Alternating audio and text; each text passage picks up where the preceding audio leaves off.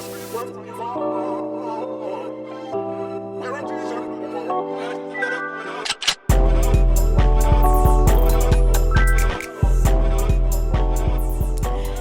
y'all, welcome back to Lily Her Podcast. I'm your host, Ayan Mariah, and you are back here with a Big Yawn production. But we ain't playing no games, never play no games, never have played no games, never will play no games.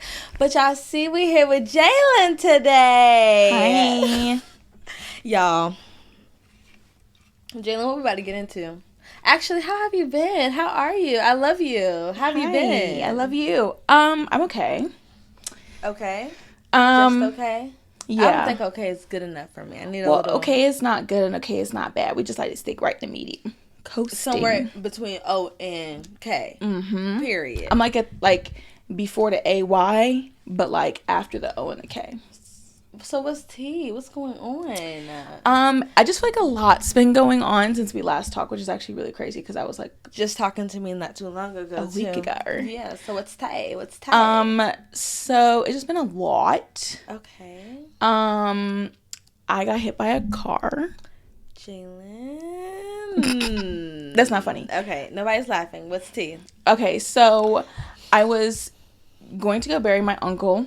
Okay. And we were in a procession line, and I got T-boned by, like, a chip company truck. Oh, it was a company truck. Mm-hmm. Insert dollar sign. Yeah. I'm gonna let the effects do their thing. Yeah. And, like, we spun out and, like, hit a pole in the middle of the intersection. Where was this at? Was this here in Virginia? No, it was in Detroit. Oh.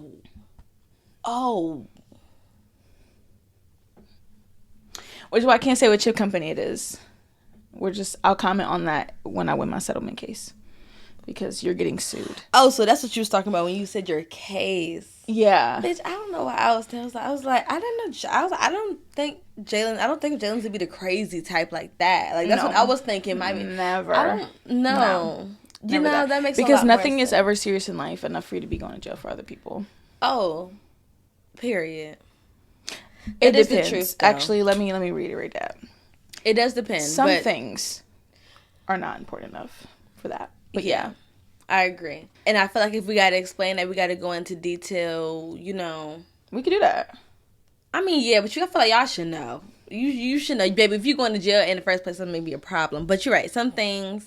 You gotta pick your battles on what's that serious to you. You're right. You do. Because some shit cannot be expunged. But how are you, though? I mean, especially since after that. I mean, I know that had to be a lot for you. And then, I mean. It's like a little bit of driver's guilt. Okay. Even though it legitimately wasn't my fault because interrupting a procession is literally illegal. You're not supposed to do that. Mm-hmm. Did he not see what? He didn't care. I don't think he was paying attention. Really, I don't.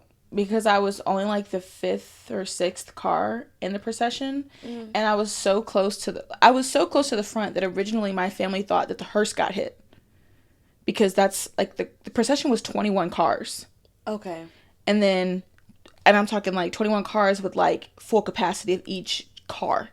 So there was like over 100 people on their way to bury my uncle. Okay. Yeah. So I was so close to the front that when they got hit, they thought it was somebody hit my uncle. Yeah.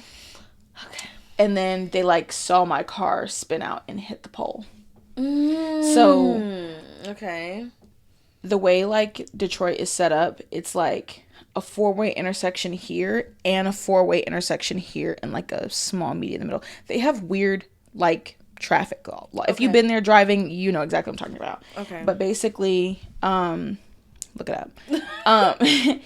He came from this direction, and this is me. Well, this is me driving, me yapping, talking to my cousins, whatever, and he came from this side. Okay. But on the other side of him, like behind him, is another 4-way intersection. So he's technically in an intersection as well. So like, had I not hit the pole, I would have spun out and kept going to the next intersection. So where the pole was, because I was in the furthest lane, my family from behind me could see my car spin out, my rental spin out, and hit the pole. Oh, wow. Yeah. So not only are we in a line bearing our patriarch, they also watch me just, yeah. I'm so sorry for you and your family. I don't even know what to say. I've been trying to figure out what to say for the last 2 weeks. Yeah, I don't blame. I'm so sorry. And then that has happened.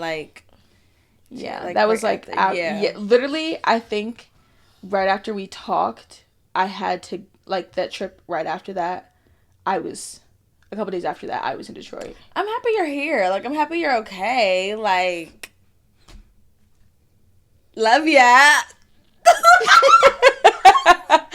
I mean, my God. Look, that's a good way to come into healthy coping mechanisms is you have to laugh. Because it is, for me, I just am when you harbor lots of guilt about stuff like that, right. It's true. What do I actually say? Because none of my family blames me for anything that happened, but it doesn't make me feel any less of I was still driving the car. Yeah. And my dad's even been baby, you ran into a pole. You saved way more people. You saved yourself. And you saved your cousins. And y'all are good. Still okay. Nobody's hurt. Because had I not, swerved and hit that pole, I would have literally driven off to the median into the next... Yeah. So, if anything, that was nothing but God. Honestly. So, the pole is a rental car, babe. Fuck it. I mean, everybody's okay. As my cousin said... Ooh. My cousin was like, look at our uncle still providing because it's a really popular chip company up there. I said, you know what? Oh, hell wow. Yeah. Chips.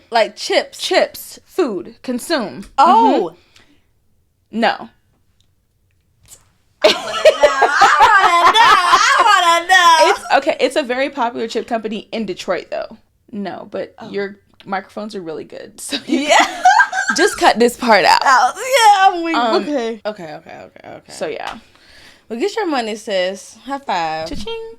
Period. Uncle working his magic. And he working from beyond the grave. Okay, he said he gonna make the family straight. Don't worry in the about will it. of God. Mm-hmm. Okay, and y'all literally straight to the bone, cause y'all okay.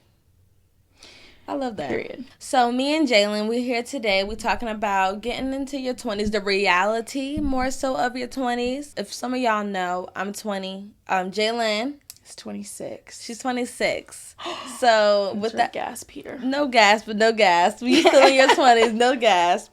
But I do think it's a little bit of a shift that we were talking about. Jalyn said she was actually very upset about when she turned 26. So, we're going to talk about that a little bit. Yeah. And actually, ironically, this is a great topic because I didn't actually realize that you are exactly 20. Yeah. It didn't, click in my brain that we are on both sides of my realization.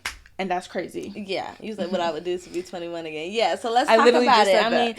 So how has that been for you? Just the reality of you being being 26 now from what you thought when you were 20. I definitely thought that things were going to be extremely different. I thought my entire life was going to be so different. Mm-hmm. When I was 20, there were not people I wasn't around people in their 20s. Okay. My sister, she moved out when she was really young. So she was away from me in her early 20s. Okay. So I wasn't really exposed to people in their 20s. Mm-hmm. So to me, I'm just okay, the only people that I have to go off of really that were once 20 are my parents. My parents were married really young. They had kids really young. Before my mom was 25, she had 2 kids. How? Don't know.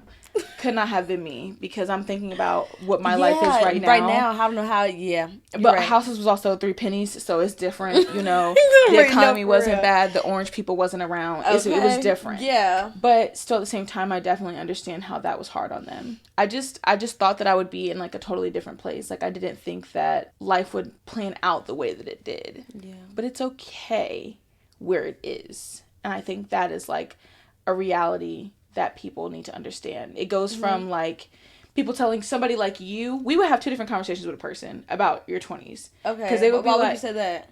Because somebody's going to tell you oh girl, you almost 21, girl, enjoy your time, girl, go to the club, pop it out. And then they're going to look at me and be so, what you doing? No, they do be eating y'all ass. You got a husband? Where your kids at? Whoa, miss. Yeah, well, yeah. Can the man come first? Looking at me and asking me about a child that you don't see. this is not the ring that we're talking about. This is a ring that and I bought why? myself. First of all, let's go back. Why do even the man gotta come first? Can my career, can my life, can what I want come first for a little bit, for once in a while? They always talking about the princess and her Prince Charming. Like he always would have, like, you know, like, fuck that nigga. And ironically, like, what if Miss Rapunzel didn't want to let her hair down? What if she wanted to stay up there? In the words of the Chick Girls, I don't want to be like Cinderella. And I can't Sit be in a mad at dusty her for something by the cellar, waiting for somebody to come and set me free. And I don't want to do that. Yeah, I don't set blame yourself you. free. Cause how you gonna get somebody else the key to set you free, but you ain't got it yourself? No, for real. And you don't want him to. He's not gonna be able to set you free. That's the He's gonna set you up. He's gonna set you up. He's gonna. That's exactly what the fuck he's gonna do. He's gonna set you up, and not the good kind. And that's not what you want, sister girl. It's not. So I mean, and then so for you having that conversation though, I mean, how does that make you feel? Because I mean, I know. As 20 right now, I feel like I thought 20 was supposed to feel different as well, though. Mm-hmm. I don't know. I thought 20 was supposed to feel different, even with me turning in 21. Women are conditioned a lot differently than men, and like where we're supposed to have fun, we're supposed to do our thing, we're supposed to do all these things that are supposed to be so great to our lives. You're not supposed to do too much, though. You're supposed to make sure that you're still pristine in this cute little box for that man. But how can a man outside the box? That man ain't in a box. How come I'm in a box? Yeah. And it just goes back to like childhood, like being conditioned with like the whole situations with like Barbies and toys and all kind of stuff like that. Mm-hmm. Things that we have, it goes back to like Cinderella, Rapunzel, all the princesses and stuff like that. Nobody really talk about Mulan. Because Mulan went and saved the country before she decided to get that man. You're right. You're completely right. And that's why she's my favorite Disney princess. And y'all will not ever be able to. I got a tattoo on my back that is Mulan inspired. I know that's right. Oh my God. And is. Because a man has to have a certain light bulb go off for them that women are conditioned to have from the get-go. From the get-go, yeah. Because if you think about how like a lot of toxic masculinity is in the world, a lot of people don't want their sons playing with like dolls or toys or anything like that. So you got sets, these nothing, right? They don't get conditioned. An action figure is a Barbie doll. Yeah, it's just a different. It's the same thing. I do feel like they condition them very differently, and it's like, why don't y'all condition them to be providers and protectors? And I do feel like as only women when they have a good respectfully. Here she goes. Go ahead. We always talk about fatherless women, but we don't talk about fatherless men. And even if your father is around, like we don't. Your dad might not have conditioned you to be a provider, a husband, especially if he don't know and he's still learning. If he is one, if he is one, because just because your dad's around does not make him a provider or a good father or a good correct, husband or a good husband, right? And excuse me, those are things that you find out later in life. Mm-hmm. Like when I was a kid, I thought the absolute world of my parents' marriage until I got older, and I was like, oh, let's roll the credits. Because I can understand that. So I feel like it's very different. But unless a man is like in a situation where there is somebody that's providing in their life, there is somebody that's like by the book without putting on a production. Okay. Are you really in it for the fact that like this is what your heart's desire is to do, is to take care of your woman, to take care of your children, to take care of your home, to make sure that your woman's okay, make sure your children are okay. Yeah. What is the difference between that and like the performativeness of it? As in, you're doing this because you think this is the right thing, but are you doing this because your heart's in it? Because those are very different. They look different. Yeah, they look very different.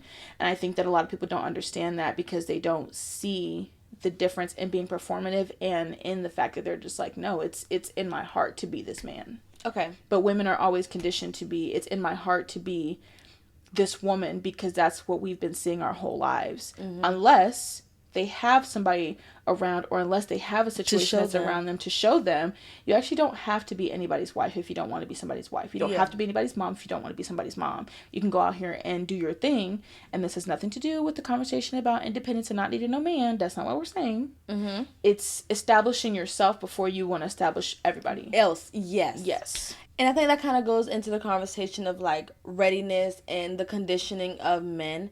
Because a lot of times, you know, we are brought up to, you know, be working women, whether it's in the house, whether it's outside. Some women are taught to, you know, make sure they still have their own, whether you have a man right or not. And some are literally taught, like, you should be able to rely on your man to do it because he's supposed to do it. Mm-hmm. And then people begin taken advantage of. But also, on the same end of that, speaking for the man, sometimes, respectfully to these women as well, y'all not bringing what you think you are to the table. Mm-hmm. And I feel like, you know, that conversation is a great conversation to have, because it's a double-edged sword. Mm-hmm. A man asking a woman, what are you bringing to the table? And then a woman asking a man, what are you bringing to the table? Yeah. The table's already here. But a lot of people don't understand, like, you might not also be the woman that you think that you are either. The same way that man might not be the man that he thinks that he is as well. Mm-hmm. Look, and I'm sorry that I just brought her up here to make her, like, make y'all sit with y'all stuff like that. Sometimes you do, though. Like, I don't think it's bad, though. I think it's the truth. I think it's a lot of conversation that people do not have. understand, like, number one, this whole conversation about if you want a submissive woman, this 50-50 conversation that is tearing the Black community, it's tearing us down. Every single month when that rent is due, we have this conversation, and let's debunk that right now. Yeah. Number one, is he paying for this? Is he paying for this? Is he paying for that? Okay. Personally, this is just me. Don't shoot the messenger. Okay. Women believe that your existence is the reason why that man's supposed to do whatever it is that he's doing. It doesn't work like that. Mm-hmm. Because the same way there's a lot of stay-at-home moms that are single parents, whether you're married or not, because you do what you do for your child and your man goes to work every single day. We're losing the point of having a team. Yeah. And while I believe that, like, it's okay for your woman to go to work, do what is best for your relationship and your life. And I feel like people get so caught up in social media, not realizing that social media is not real. Please get off the internet looking for get off the internet looking for what you believe is what your life is supposed to be like. Yeah. If you and your boyfriend work at Walmart, that's fine. Love that for you. Mm-hmm. You don't get to stop going to Walmart, though, because you think that the bills are going to be paid by that man going to Walmart by himself and you sitting at home. Yeah. Waiting on a Pilates class because you've seen your favorite TikToker doing it. Yeah. It's not like that. It's really not. And I feel like there's not a lot of realistic conversations being had about what it's supposed to look like. What is it supposed to look like and what is it supposed to be? Y'all looking for a dad. That's why I feel like people are looking for fathers. I think it's and I'm so glad you brought this up. And who said that? They loud as hell out there. Who said that? He's not your dad, and also, he's not your ATM. No. And it's okay that he's not, but at the same time, let's put that on the other foot, put the other shoe back on. As a man, you are not creating the safe space that you think that you are to have this woman stay at home for you.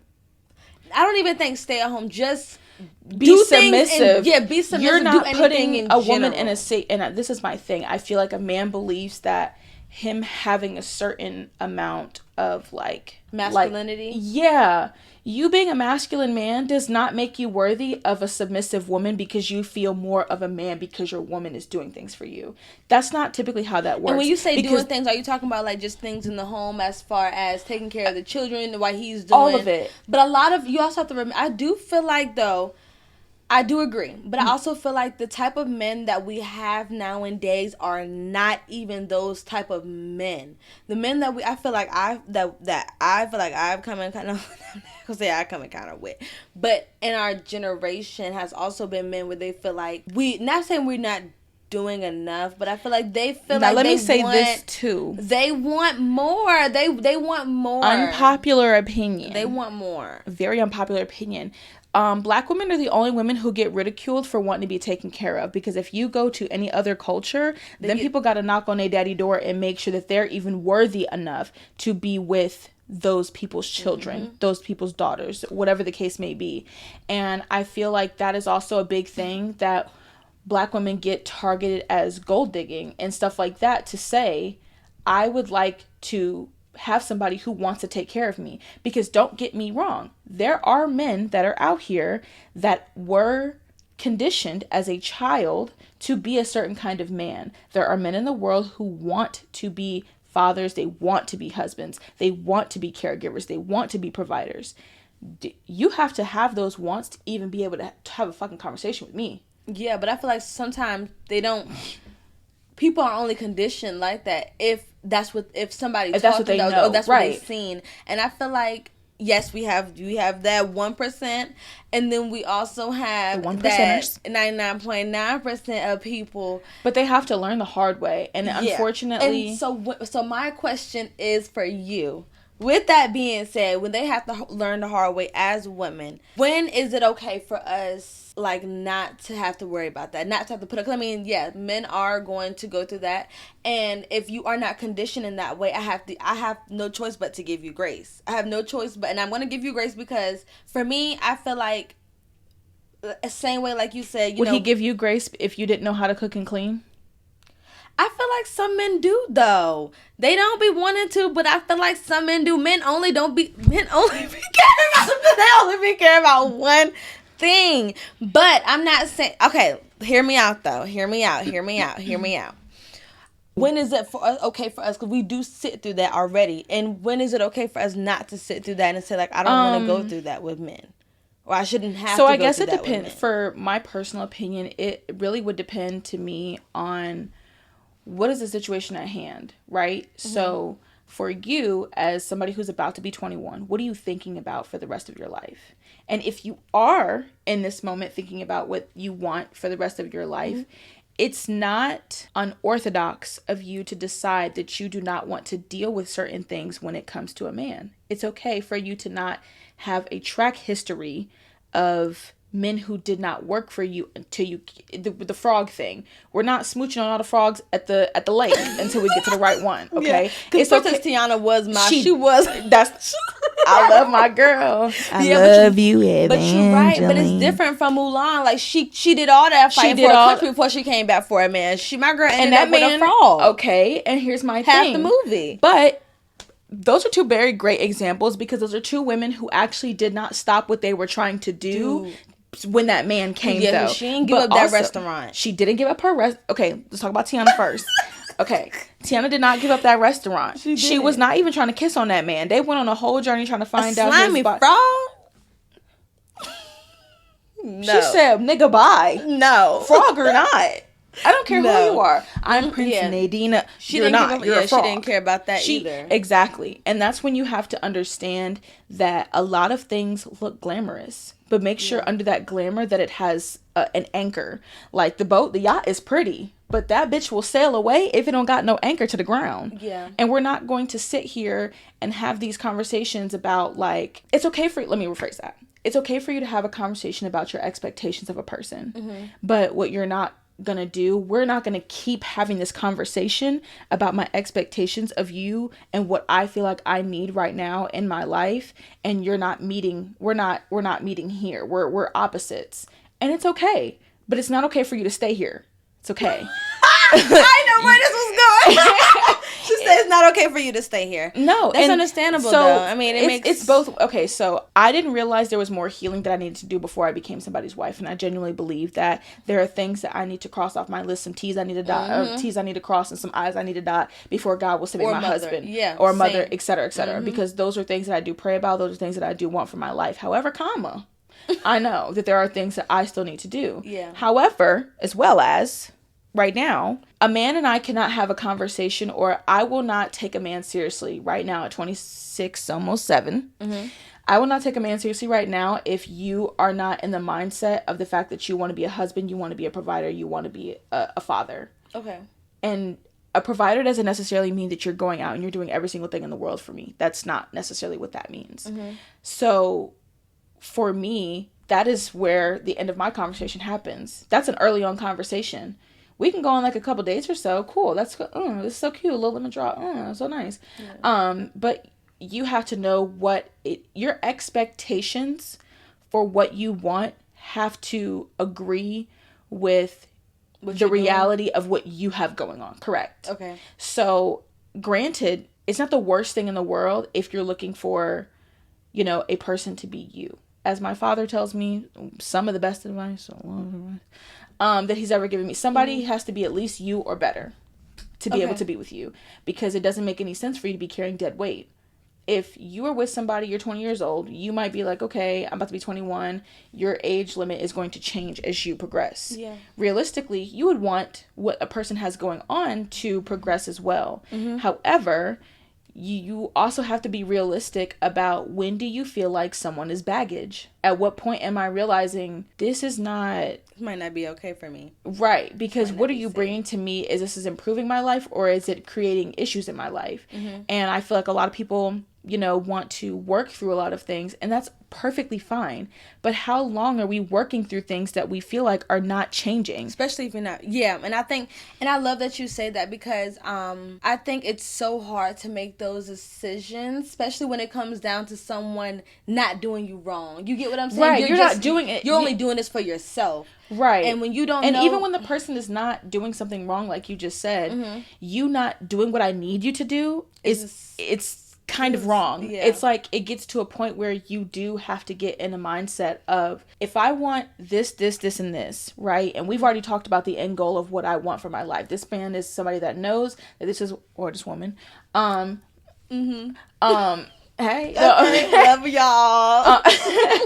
This person knows that I want this, and this, right? Okay. And we're sitting here, and I feel like, something very, very small is happening, but I feel like over time, this is something that could be a problem for me. Yeah. Because I don't want to keep talking to you about this. Yeah, I don't even want to start, even if I'm not bringing it up, I don't even have to keep thinking about it. I don't want to have it being an issue. Because how long are we going to sit, right? How long are we sitting on this? And your communication has to be there. Yeah. I feel like that's another really big thing that some people feel like, have the uncomfortable conversations. Yeah. And I will also say that understanding, and this is more than just in like a romantic relationship, this can be in your platonic relationships as well. People bringing problems to you does not mean that y'all are beefing. Yeah. I want to talk to you about this because I want you to change it, because I want you around. Yeah. But if you cannot change this specific thing that I need, this is not something that's a negotiable for me. Yeah. Exactly. And you have to know, what are your non-negotiables? Like, besides the things that happen after you get married or whatever the case may be, you need to make that decision for yourself. But also, sometimes ouch, I hate having hard conversations. And they do suck. Like, and I will also say, I recommend you have these hard conversations in person, because trying to text somebody and help them understand what you're saying, let's not do that. Especially if y'all both are like healing. Like, I think conversations, phones, like text message might not be the best. Yeah. But I definitely agree with everything you're saying. And it makes a lot of, sense. And I think a lot of, like, women, I don't think our mothers, like, tell us that. I don't think a lot of people, like, say because that it's people okay try to for make you it do seem it. like it's so confrontational, or you have to sit with things that you're not okay with, and you don't have to do that. This is your life, babe. And if you allow things to go on like that, and I'm going to be the extremist of this, if this is something that is minuscule for you, but this is something that is bothersome to you at the same time, what are you going to do with your kids? You're going to let your kids learn these traits that that are not necessarily good traits because that's their dad. You can only, like, go so far with this conversation now because your kids are involved. So what do you do, like, now that your son is picking up these habits, or your daughter's picking up these habits, and recognizing that these are not necessarily traits that you want to see in your children. Yeah, and that goes for both ways. Right. There's things that women can do that you don't want your kid picking up. There's things that men do that you do not want your kid picking up.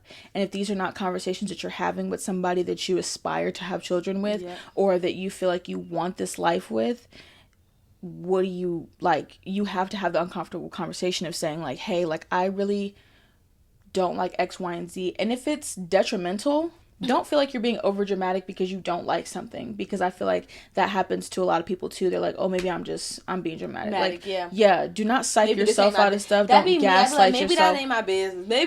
Maybe this is too much for me to be, worried about. But in reality, like, if it's unsettling, if it don't feel good to you, it don't feel good to you, and you don't need to shit on yourself for it. Like, if I don't like the way you respond when I'm trying to bring something to you, that's a non-negotiable. We're not gonna and it just really comes down to, like I said, you as a woman or as a man understanding what are things that you need from your person. And sometimes the biggest thing that people do not think about is, how do I want you to respond to me in a certain situation, or how do I want us to be able to move past certain things in a situation. And I feel how do we and understanding that you can have a million conversations if you want to. Your conversations have to have solutions. That's a romantic relationship and a platonic relationship. Because we can sit here all day long and talk about, I really didn't like the way that you talked to me that one time when I was trying to tell you that my feelings were hurt about X, Y, and Z. I really wish that you would have been more compassionate or had more empathy for me, even if you didn't understand where I was coming from.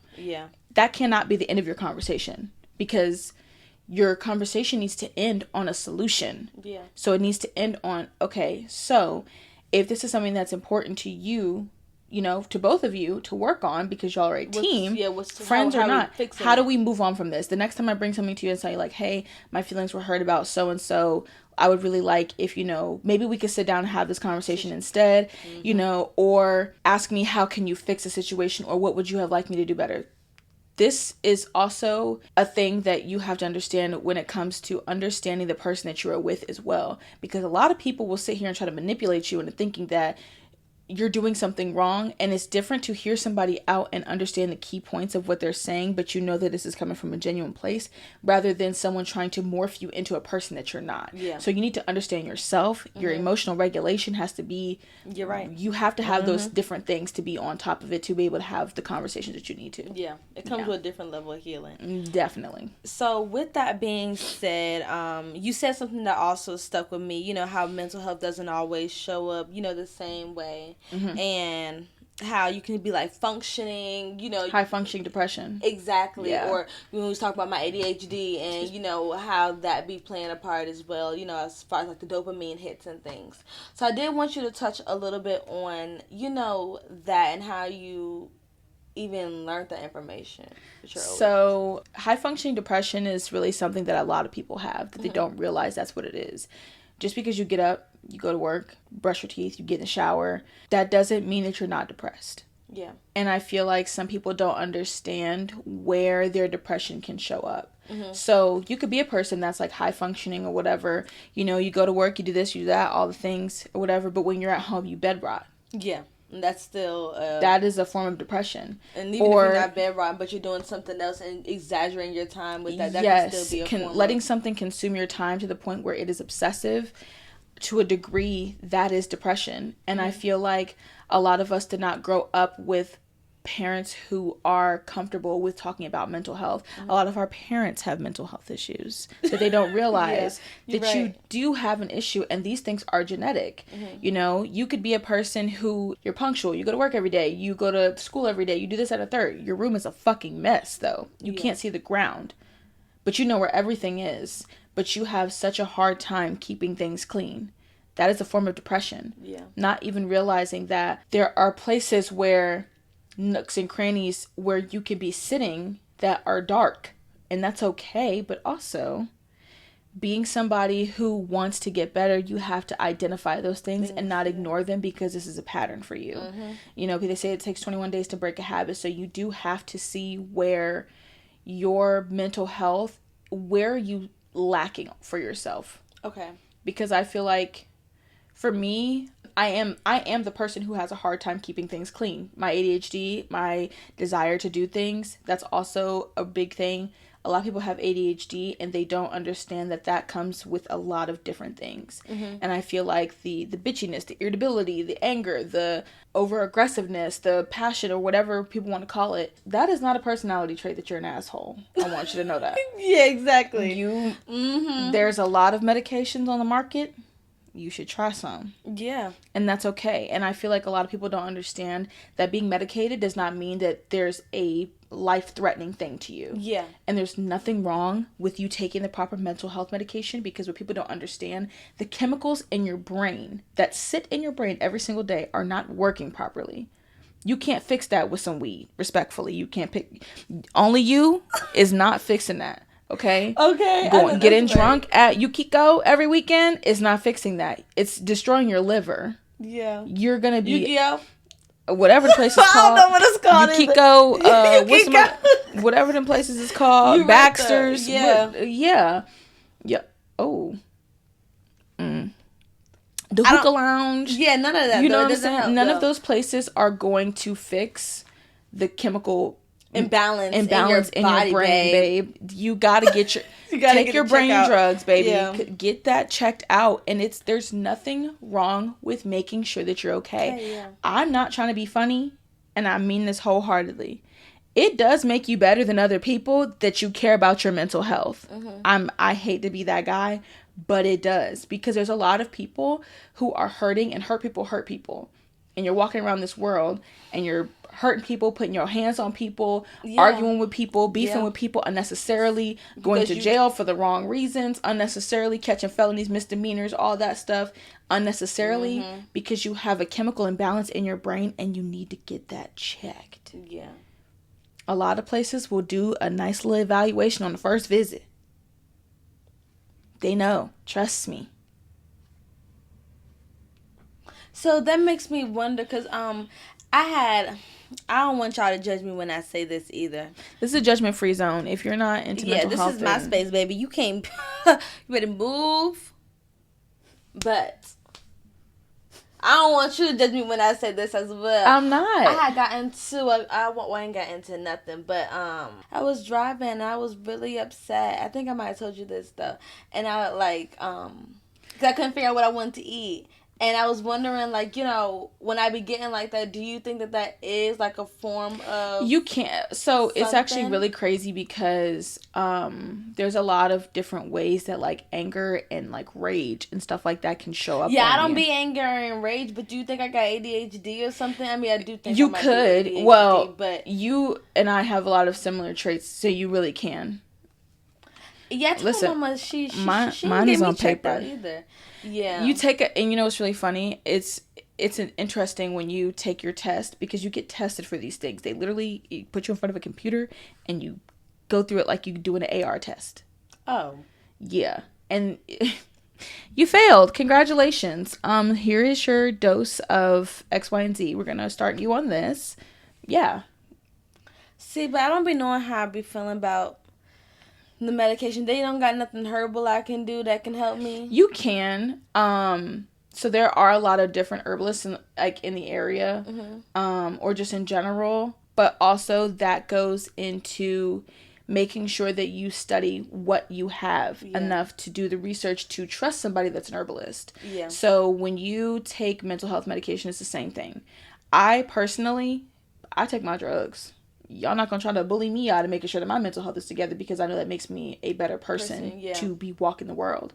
There are things that I want in my life. There are things that I feel like my life is going to have that involve me being my best, version of myself. Mother, parent, which means I go and I take them drugs and I go pull up to the Rite Aid window. Rest in peace to Rite Aid, actually. But yeah, they gone. Piss me clean off. You got Walgreens.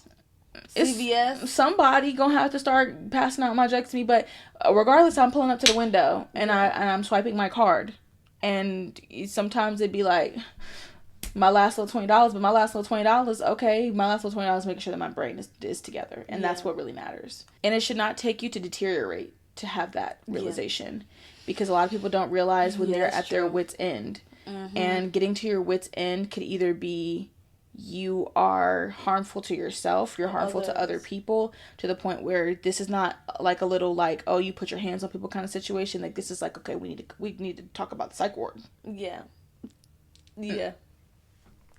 And there is a ladder. There's a mental health ladder. We're gonna little education, because she definitely told my happy self today.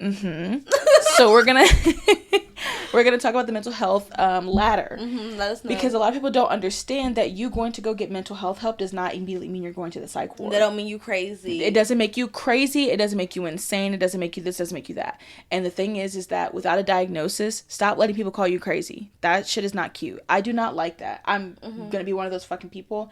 I do not like when men be like, hey, how are you so crazy? I ain't delusional. Crazy became such a casual word, but when you get into your mental health and you understand where certain things are showing up, somebody calling you crazy can make you feel some type of way. Yeah. I don't encourage it, especially when people consider you, I'm going to use myself as an example. A lot of people consider my personality abrasive and they consider it very aggressive. But I did not know that that is not a personality trait. You have severe ADHD and you need a fucking pill and to sit your ass down. Read a book, get some journals, talk to somebody. You do. And that's okay. But go ahead and get that help because it's not okay for you to be like this. Yeah. Because realistically, what age is we getting out of that? Because we not doing this at 30 plus. Yeah. Y'all. You're right. I'm not trying to call nobody out. It looks crazy. It looks insane. I'm going to use those words because it does. It looks wild. It just, you have to think about what, like I said, same thing with the men and the women or whatever the case may be. You have to think about what you want for the rest of your days. You cannot bring in these traits that you have with right now with your kids, with your husband, and you cannot just assume. You're right. And I love that you put it like that because the whole time you were saying, I was like, yeah, okay, but I'm fighting between me going after this to go get myself checked and evaluated and me not. Because how are you supposed to help your children when those same traits come up to your baby? Yeah, when you say it like that, I feel like if someone told me, if I seen these traits in my child, I feel like I would mental health is genetic. It is. I will make sure you have that medication. So why wouldn't I do the same thing for your kids, right? And for myself, respectfully, for the Black community, get your kids checked out. Your kid could be autistic. That's okay. Functioning autistic too, and you won't even. There is a such thing as high functioning autism. Yeah, like you're. Yeah. And see, I told you, I just don't be knowing the word. And this is the thing. Period. A lot of people don't understand when they're stimming and when they're doing certain things. Yeah, those are quality. That's a quality of ADHD, and that's okay. And what people don't understand is there are a lot of different mental health disorders that have crossroads. Like they cross each other. So ADHD, bipolar disorder, autism, they have a lot of different traits of different things. That's why it's important for you to be evaluated because, perfect example, for myself, I was evaluated by someone who thought that I was bipolar. And so I was taking mental health medication for bipolar disorder that did not exist in me. Taking the wrong medication can actually make you worse. So we're going to get back to the ladder because this is going to lead up to how I got on the ladder. Basically, the medication I was taking was decreasing the dopamine in my brain, which is the make you happy. Yeah, the stuff in your brain that makes you happy. So when you don't have any, nothing brings you joy, nothing brings you happiness. Like you're just in a constant state of just like, damn, like all this kind of fucking sucks. Yeah. Like all of this really, really is not that girl. But we're literally her, so that's why you got to get better. Period. Okay, so I was taking this medicine or whatever, and taking medicine.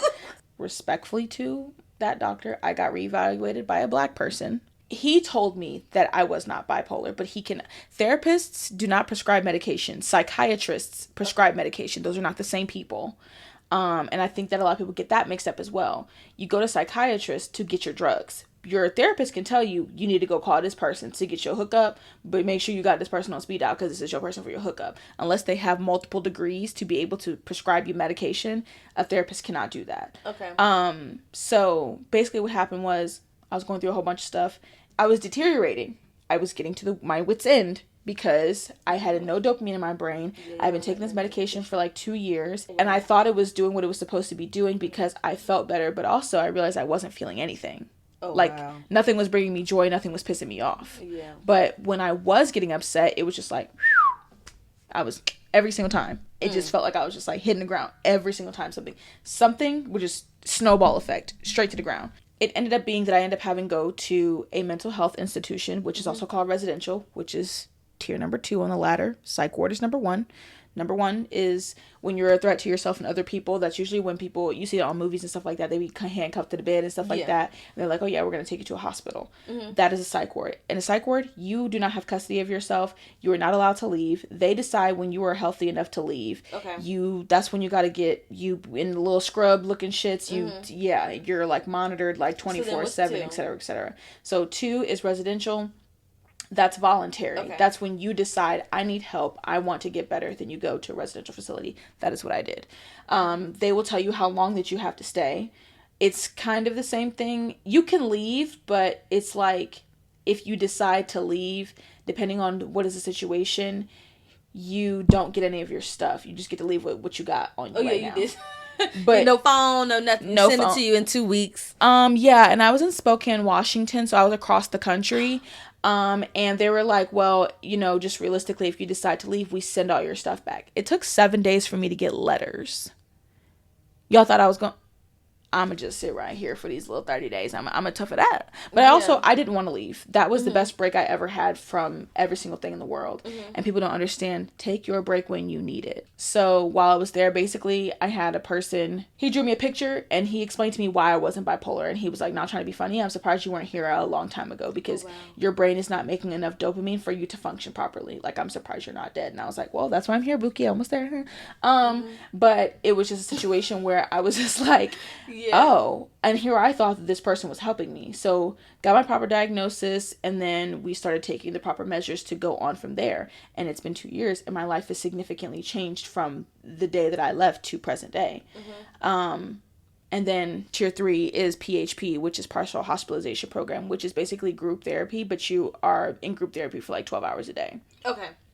Which seems really, really bad, but it goes by so quickly. I recommend group therapy for anybody. I would recommend group therapy over regular therapy because group therapy, there's so many people in this area having the conversations with you and listening to you that have so many different life experiences. Sometimes when you're talking to a therapist, it seems performative. Yeah. But in group therapy, these people are not being paid to sit next to you. They also have a fucking problem that they're trying to have conversations about. And so it's a lot different listening to other people have those kind of conversations.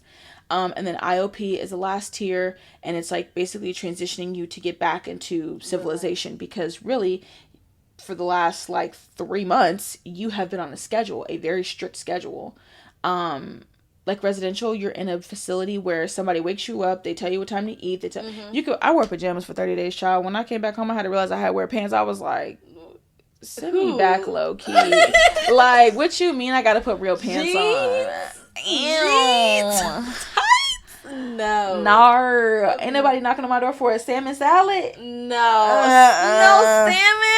No. And I was there on the holidays. I was there for Christmas, New Year, Christmas Eve, Christmas, New Year's, and yeah. I was there from December 13th to January 13th, so I got to miss everything. But listen, when it is time for you to go and you're trying to make that change in your life, check that box. Ho. You gotta pay for this though. You do. It is expensive for you to get your mental health together, but would you rather be getting your mental health together and spending that bread now, or dealing with the consequences of looking at your children and being like, every time you bring out them kids, it be fuck them kids till they yours. Yeah. So it's my kids. So I'm gonna get my kids the help that they need. So it's like, why wouldn't I go help their mama now? Because I'm only going to be able to know how to deal with you better. I'm only going to be able to know how to like help you better if I didn't help myself. There are a lot of people who are ADHD parents who don't realize that they are ADHD parents dealing with an ADHD child.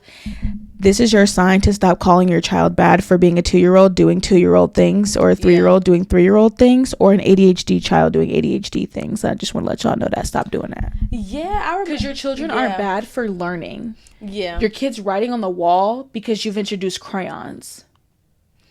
Yeah. Don't piss me off. Like, stop doing that, because once you start calling your children names, those things stick with your children for a long time. That's not what they are. That's not your kid's the not only bad. word your slow ass know. Bitch. How you teach other words, but your favorite word to call your kid is badass. Yeah. Your kid going to first grade talking about I thought my name was man and badass. That's what my mama called me. My mama said I was a dumbass. Your kids are going to daycare and telling us that you called your kid a dumbass too, just so you know, because I was 19 working at a daycare center, and I had to teach one of my kids, that was my little pocket baby is what I called him, because every single time he did something, I'm like, okay, you can walk with me for a couple hours because we're going to figure this out. We're going to talk about this. Y'all need to be better, and respectfully, y'all need to be better about teaching your kids empathy, understanding their feelings. Yeah. Same way that we need to as well, because we have a hard time understanding that you need to say things, especially as Black women, Black people. Lose the aggressive adjectives to describe yourself. Stop saying that you're angry. Stop calling yourself aggressive. I have gotten better about telling people to stop calling me aggressive. Yeah. Stop calling me angry. Stop putting aggressive words on yourself, because you're psyching yourself out of words that you do know. You're not pissed off. You're not angry. You're not aggressive. You're embarrassed. Yeah. Your fucking feelings are hurt right now. Like, you feel mortified about the situation. You know, you're heartbroken. You're just fucking blown away. And it's okay to experience those. It's okay to have those feelings. You know what I'm saying? But not having the correct words to talk about yourself, you're going to choose the worst word that you're consistently hearing. And then you're going to let someone else choose the worst words of you as well. And it's not that. Like, stop calling yourself angry. And that all goes down to realizing how you really feel about yourself and sitting with yourself, because you will not be able to correct nobody on how you feel about yourself or how you are. Go online and get the feelings wheel. I'm so serious, because I should have brought my mental health binder, because I have all of my stuff that I had from residential. I have my binder that I have for 30 days, and I have mine from like PHP and IOP, and they give you thick ass binders, but they also give you a feelings wheel. And literally one thing that like significantly changed my life, something that is so minuscule, when I would get upset about something, my therapist would make me, and I'd be like, I'm just fucking pissed off, like motherfuckers pissed, I would be going off, and he'd be like, stop, open your feelings wheel, zoom in on the one that says anger, and there would be, it's like a little section of a whole bunch of different words to use other than feeling angry. Yeah. Because it's not even that I'm angry right now. I'm disappointed in y'all. Yeah. Like, I'm just overwhelmed with the idea that I'm being let down. I'm being disappointed. And when you really settle in those feelings, it helps you build the correct emotion for it. Mm-hmm. Because you cannot emotionally regulate a child because you don't have any. Stop putting your fucking hands on them kids. I don't care what the situation is. Yeah. Because that just lets everybody else know we're reading the room properly. You do not know how to properly communicate your feelings. Because how are we letting... Okay, so perfect example. A child who doesn't know anything. Better, piss you off that bad that you gotta put your hands on them. So we can't have a conversation with a 2-year-old. Not telling you how to talk to kids. Because look, we don't have no kids. But I'm gonna tell you like this: I was a child whose parents did not know how to properly communicate. They still don't. Yeah. And I used to get my ass beat on a massive scale. Did I get my ass beat? But really, had I had parents who realized that they were ADHD parents having an ADHD daughter, they would have known what to do with me a lot better. My life would have been significantly different had I been getting the proper help from the time that I was a child and they were calling me badass. I was Billette badass. The Billette, superior Billette. Ain't nobody teach Billette nothing. Why you mad at Billette? Like, why are you mad at Billette? Like, I was Billette badass. I really was. I was always in trouble in school. I didn't make the best grades. But it took a teacher that I had. I love her. Her name was Miss Dawson. When I was in 5th grade, she was black. She was a white lady. Oh, period. She was a very sweet white lady. And that's so crazy though, because they don't teach us black people. So why would it be? But that's saying that. Not saying that black people can't do it. Not saying that we don't know. But it's not common for them. But really, the first person to ever take an interest in me to the degree of, I understand that this child has an issue. Also, she was 25 when I was in 5th grade. She was very, very young. If I'm not mistaken, we were her first. The younger we. T. Go ahead. Don't play with that 22. She was 25, and I'm pretty sure we were her first class. Okay. Her first class of students. But like I said, she was the first person to ever take an interest in me. She was the first person to ever like pull me aside, ask me what's going on, blah blah blah. Like, I had a significant life-changing experience with having her as a teacher. Do you know that's my first year that I was on honor roll? I was on honor roll. I was fucking passing all my SOL tests. I was not failing anything. I was in my after school program. I was doing my homework. That was one of the most traumatic years of my life too. And it was like, literally, this woman took, even talking about her made me emotional. I love that lady to death. Me and my family had a fire when I was in 5th grade, and it literally burned our entire apartment on the inside. So I went to school with the same clothes that I had on the day before, and she was like, what's going on? I had no textbooks, no journals, no paper, no pencil, no nothing. I had nothing, because all me and my sister knew was to get out of the apartment. We didn't know, like, we were supposed to save shit. Of course, we're not doing that. We're fucking five. I mean, we're in the 5th grade. We're 10 and like 13, 14 years old. My sister's only 4 years older than me. So literally her and all of the other teachers who were in the grade that I was in went home and found clothes that they were no longer wearing to bring to me and my sister and my mom. Right. Because we didn't have anything. And they brought garbage bags of clothes to school for me. That's right. Like, I remember going through those bags of clothes, being like, this got to go to my mama because this is a grown lady clothes. But, you know what I'm saying? Like, just like the concept of somebody gave a fuck. Yeah. Right. And y'all got to give a fuck at home. Yeah. Because your kids are having life-changing experiences with people who are not you. And you can't be mad. That is where your relationship becomes estranged. Yeah. Right there. The moment that you let somebody else care for your child better than you're doing it, that's it. I'm letting y'all know that now. On that note, y'all.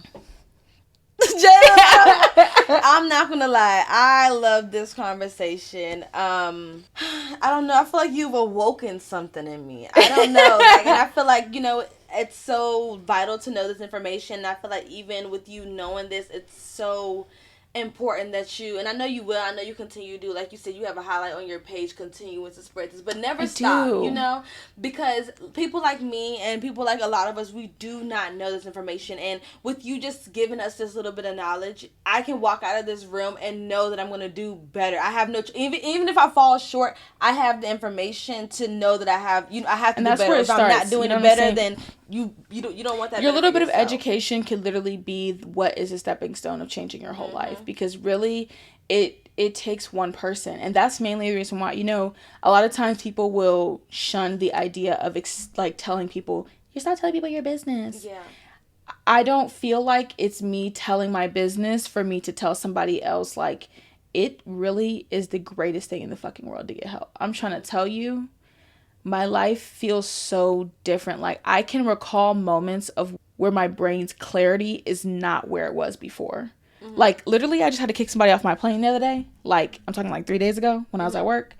And this man was literally in my face, yelling and screaming, asking me, why are you kicking me off? Why are you kicking me off? Because you feel like you have the right to? And I literally remember, like, having the feeling of, like, you would have reacted a different anger. Yeah, like, having the feeling of, like, embarrassment and, like, irritation building up in my body, because my body, like, rattles a little bit when I get, like, extremely frustrated. And I remember, like, the moment that I'm listening to him talk to me, but I'm kind of, like, just spaced out a little bit, because in my head I'm like, damn, I could really be cussing this nigga out right now. But I just looked at him dead in his face, and I was just like, I'm not having the conversation with you anymore about it. Yeah. So you can go get your stuff and go get your kids, and they're waiting for you outside.